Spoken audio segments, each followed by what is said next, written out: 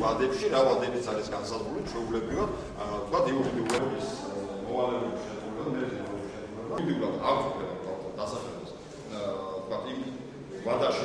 ამ შემთხვევაში ვინც არის მერობის განსაზღვრება, αλλά თუ კი ნეიტრალური პიროვნება საუბარია, რაღაც გარკვეული ისეთ პოსტს იკავებს, ხო? აი ამ პერიოდში კი ბატონო. პრეზიდენტმა დაასახელა არჩევნების თარიღი.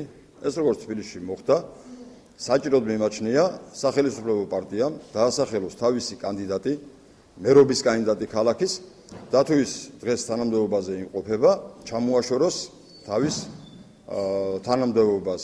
სავარაუდოდ როგორც ხმები დადის ქალაქში, ვთქვათ, მერობის კანდიდატი იქნება ბატონი გია ერმაკოვი და მიმაჩნია, რომ არ უნდა იყენებდეს, ვთქვათ, სახელმწიფო რესურსს მომავალი მერობის კანდიდატი.